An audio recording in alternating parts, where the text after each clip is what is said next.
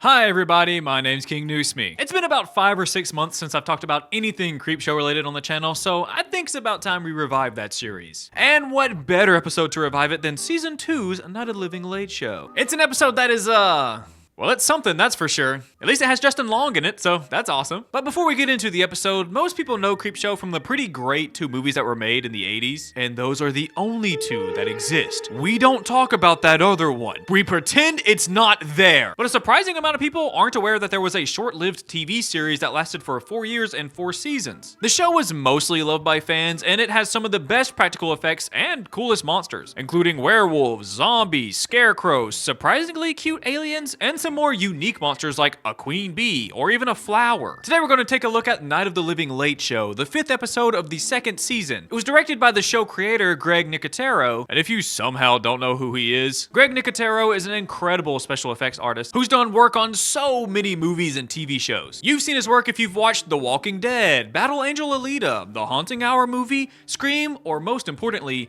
Mr. Cranston's bald cap in El Camino. He's the showrunner for Creepshow and directed 13 of the episodes himself. The episode was written by Dana Gold, who was Henry in the Skinwalker segment in season 1, which is pretty awesome, but sadly, this is the only episode he wrote for the whole series. Kinda wish he did a few more. This episode is one of the more unique episodes in the show. First of all, it's the only episode outside of the specials to take up a full episode and not be split into 2 different segments. And it really isn't that gory or has some big scary monster chasing them the whole time.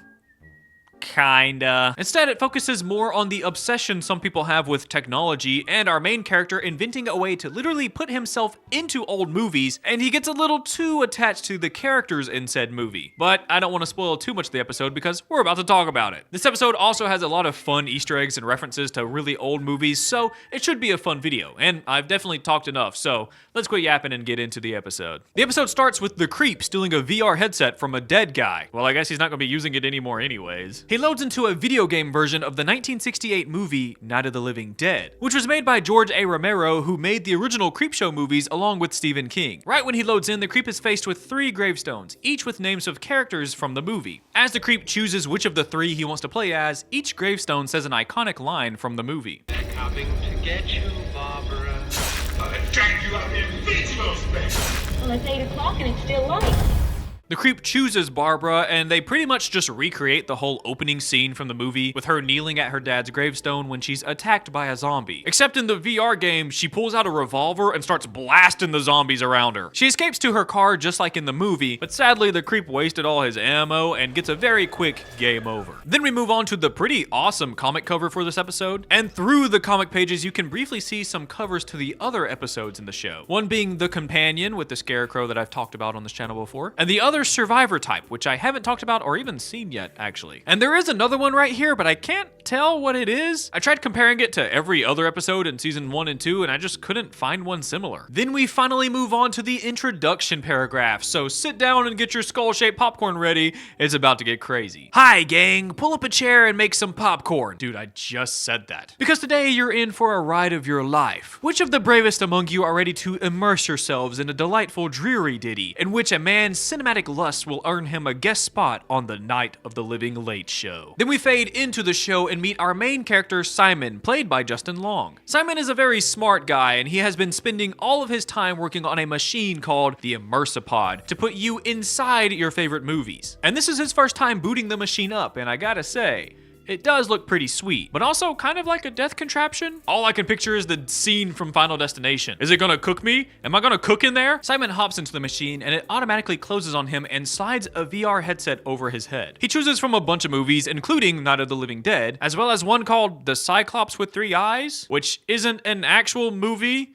Also, that's called a Triclops. And another called Invasion of the Eye Gougers, another spoof movie, probably making fun of Invasion of the Body Snatchers. And this picture, which is actually just a cover for the episode The Right Snuff. And a few more that I'll make fun of later when I can think of jokes for them. Finally, he lands on his favorite B-horror movie, Horror Express, which is an actual movie that was made in 1972 and has some shockingly good actors in it, like Peter Cushing and Telly Savalas, or that guy that was really mean to the doll in The Twilight Zone. And most shocking, Christopher Lee. It's crazy seeing a young Christopher Lee. He was always just an old man to me. I assumed he came out of the womb old. Simon Simon is genuinely shocked that his invention actually works. But before anything happens with Simon, we cut to a Chinese man who is seen picking the lock to this covered crate and taking a peek at whatever's inside. We don't get to see what it is, but I can promise you, it's nothing good. Simon tries his best to calm down and gather his thoughts, but he just can't. He's too excited. He just runs around the movie like it's a playground, which is understandable. I think if any of us were teleported into our favorite movie, we would probably act the same way. Simon is absolutely starstruck when he meets Christopher Lee, who's playing a guy named Alexander Saxton in this movie, but he does mention that he once played Dracula. Well, not just Dracula, you're Frankenstein, the Mummy. And Count Dooku, and that one guy from Lord of the Rings that everybody thinks is Gandalf for some reason. But of course he has to keep the movie illusion going, so he informs Sir Saxton and everyone else about the monster in the crate. And with some pretty wonky looking green screen movement, he reveals what the monster does if you look at it. The other characters seem to just ignore Simon and his many annoying quips. It's Christopher Lee! Dead. Sorry. Yeah, fossils, yeah, you wish, pal. No offense, I actually never noticed you in the movie, but I remember you. You look the same. While they question Saxton about what's really going on in the box, which he claims is only fossils and a laboratory experiment with no value to anyone else except for him. Then, after some men load the crate onto a train, Saxton opens a window in the massive crate to reveal a decaying man basically melting inside of it. I wonder if this is where they got the idea for the crate segment in the first Creepshow movie. There's a lot of similarities in the two. All while Simon just can't fathom that his invention actually works and how rich he's going to be because of it. So he logs off for the day and shows his wife Renee that he finally got his invention to work, and he tells her how it works, which she kinda needed because she didn't even know what a VR headset was. So the casket looking part, it has a bunch of cameras inside of it. The cameras scan the user's body and that gets turned into data, and that data can be merged with any other pre-existing data, aka old horror movies with a hot girl in it. And the VR headset also works as a neurotransmitter. So when you imagine yourself moving in your brain, you move in the movie. He tells her that it worked with his favorite horror movie, Horror Express, which was also the first non-kids movie he saw in theaters with his dad. There's also a special character in the movie that he fell in love with named Irina. Simon tries his best to get Renee to get inside the pod and try it for herself, but she's a bit wary of the device and is also claustrophobic. So to make her more comfortable with it, he compares it to dreaming. Sure, in reality, you're in this really tight pod with a bunch of cameras scanning your body all the time, but you feel like you're in an open space and moving around and having fun. For example, you could be running in your dream but not really going anywhere in real life. You're just laying down in bed. The pod pretty much works in the same way. He even gives her some reasons why people would want one and how they're gonna get rich off of it. He says men or women that are lonely, sad, living a dead-end life, or sad in a dead-end marriage, they could use the pod as an escape from all that. But even after all his explanations and trying to dumb down the big techie words he likes to use, Renee still isn't jazzed about trying the machine. And she actually seems a bit hurt by his explanation of the immersipod, thinking he only invented it as a way to escape from their marriage. Because using context clues, you can figure out that they're not in the happiest of marriages. He also just kinda said it 2 seconds ago. And it's even revealed that Renee's dad didn't want them to get married because he was afraid Simon was just using Renee because their family has money. Her dad told her that he would never actually love her, he just wants her for a bank so he can invent some things. But she went on and married him anyway, which pissed her dad off, and he's probably gonna be mad at her for the rest of their marriage. Simon is a little offended that she thinks he's trying to escape her and their marriage in some way, and assures Renee that he really does love her. Till death do them part. Later that night, Simon sneaks off to spend some more time in the world of Horror Express, where he meets with his childhood crush, Countess Irina, and tries his best to pretend that he's British, but he's not very good at it. England, of course, yes, where I'm from. Yes, cheers.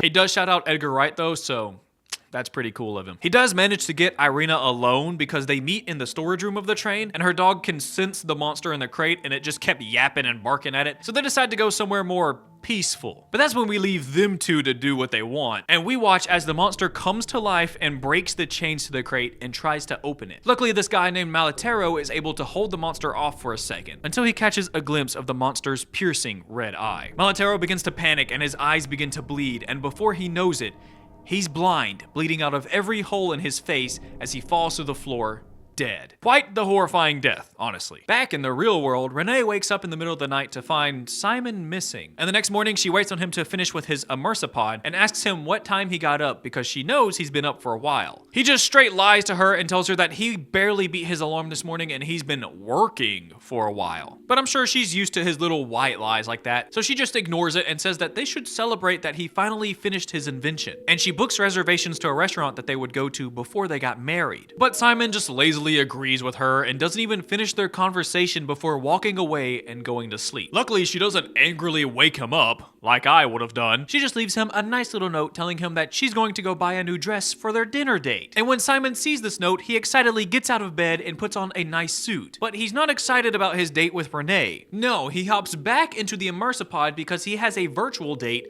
with Irina. But before we get to see their date, we get a small clip of the men checking on the crate. Simon! Get the fuck out of here! All of the other men are tired of Saxton being so secretive about what's going on with the box. So one of the guys orders another one to break the lock with an axe. And when they finally get the crate open, they don't find the monster inside, but they do find Malatero's dead body. Peter Cushing's character is horrified that his baggage boy is... Bro, Simon, come on! I'm trying to do important stuff here. Anyways, they're upset to find a dead body inside the crate. Jeez, I'm beginning to wonder why Renee married this guy. Next, we cut to Countess Irina and Simon's date, where they kind of obviously swap out the actress to make the scene work a bit better. But if that's the case, I don't see why they still green screen them into the movie. Couldn't they just remake the train car so it at least looks a bit better? I mean, I guess the green screen was probably a cheaper way of doing things, but still. Irina asks Simon if he's heard about the murders on the train, which of course he has. He's seen this movie like a million times. But he assures Irina that she's safe with him and he will protect her. Okay, that's like me telling my girlfriend I'm gonna protect her from the Hulk. Sorry, honey, we're dead. But Irina doesn't trust Simon. She thinks he will only bring trouble. Then suddenly Simon just confesses his love for Irina and how he's loved her for all his life, even though they just met for her. And then they start swapping saliva in the train car. But while he's cheating on his wife in virtual reality, Renee comes home with a pretty new dress for their dinner date, unaware that her husband was just making out with pixels a couple of moments ago. When Renee finally makes it inside, she finds Simon sleeping on a chair in their living room. Also, how did he get out of that pod so quickly? He kind of panics and then makes up this lie that he's starting to feel a little sick, and he tells her that she should go on the dinner date anyways with maybe a friend or even go alone while he rests at home and tries to feel better. Renee plays into another one of his obvious lies and pretends to leave, but really she just goes to her car and calls her dad to tell him that Simon made an invention and it actually works. And when she tells her dad that his invention actually worked, her dad really isn't that impressed that he invented something. He doesn't even ask what it is or how it works. All he says is, Who paid for it?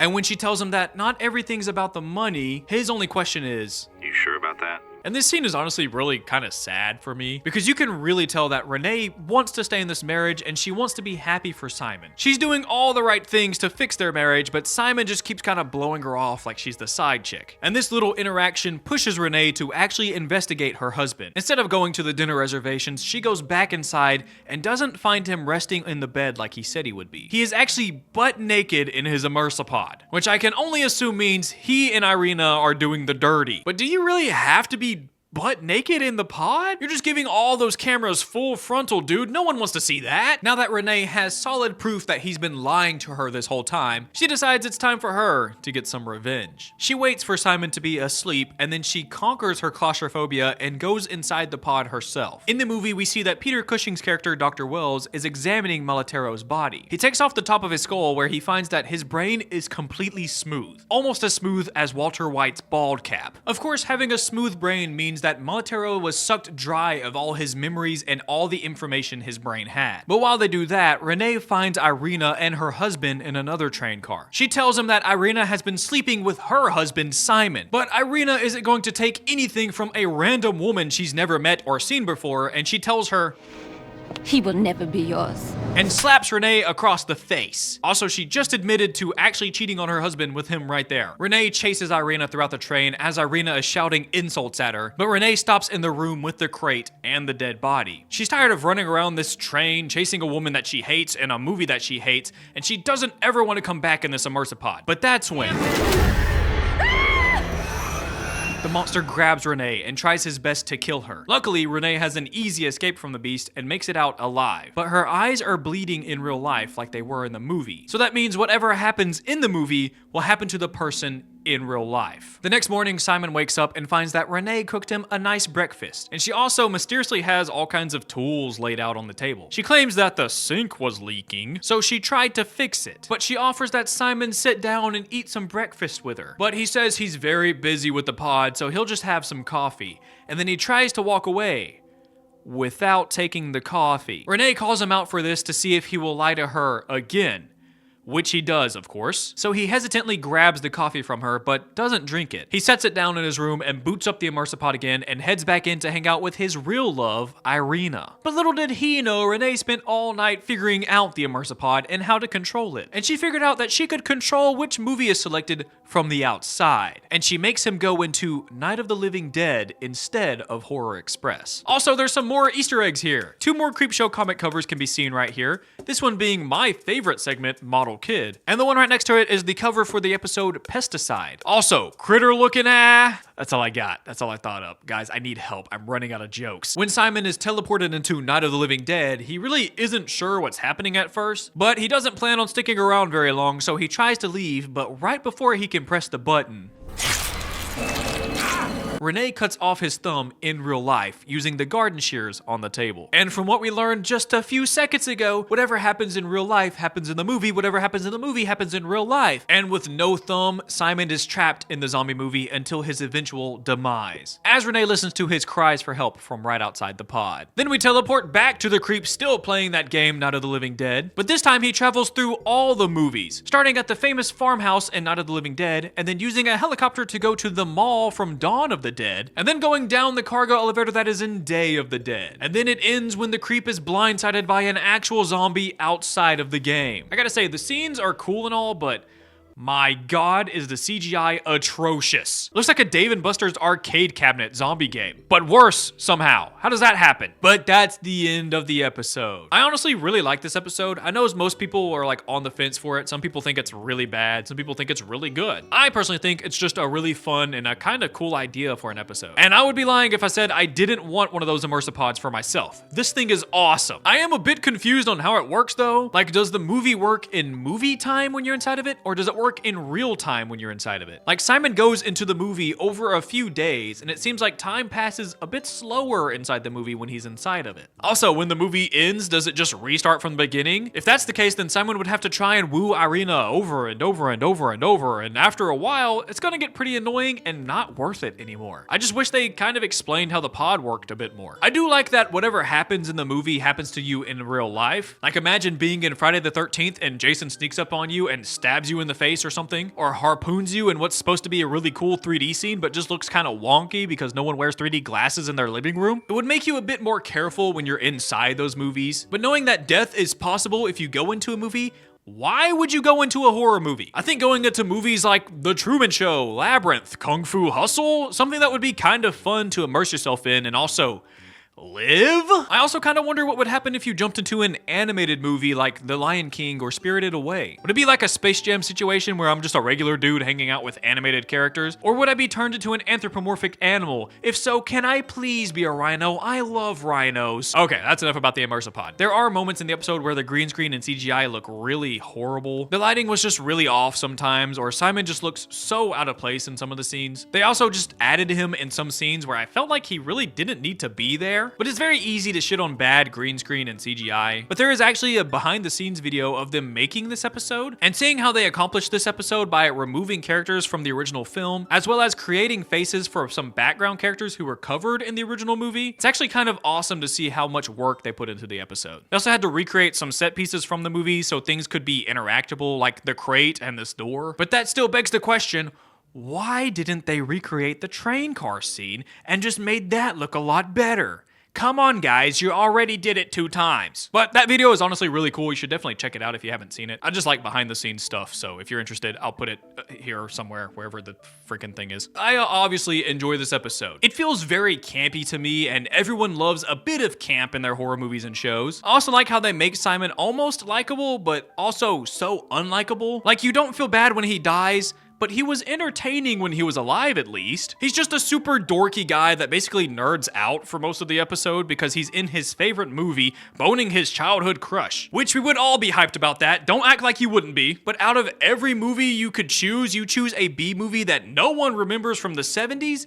Really, man? Simon is such a dork, which is why Justin Long plays him so perfectly. I've gushed about how much I love Justin Long on this channel before. He's just the best at playing deplorable people, like his character in Barbarian. Horrible guy, dies. It's a Wonderful Knife. Horrible guy, dies. Even in the Goosebumps 2023 show, his character almost ends the world because he wanted an ending to his book. He's mastered this weird typecast, and I eat it up every single time. I'm actually really excited for his new movie Night Patrol where he's a vampire. That's gonna be pretty damn cool. But I do feel so bad for Renee, dude. She tries so hard to make Simon happy and fix their marriage, but I'm starting to think Simon only married her for her money. I do think murdering your husband by cutting off his thumb and letting him be eaten by zombies is kind of awesome, but not warranted. I mean, cheating doesn't equal a death sentence, maybe some divorce papers, but death is taking it a bit too far. But overall, I think the episode is just a ton of fun. I could talk about it for a whole lot longer if I wanted to. I do kind of have to apologize for you guys. I started writing the script for this episode before the poll was finished because I was just 100% sure it was gonna win. I thought it was the best episode out of those. And then Drug Traffic won. And I didn't want to backtrack, so I just kept pushing ahead. So I hope you liked this video. Sorry to scam you, but that's all I've got for you guys today. I have a Patreon. The $5 members get bonus content plus videos a day early, maybe some pictures of my cats, a Discord server, and your name right here on screen. Like the video if you like the video. Thank you for watching the video all the way through. I appreciate you all, and peace.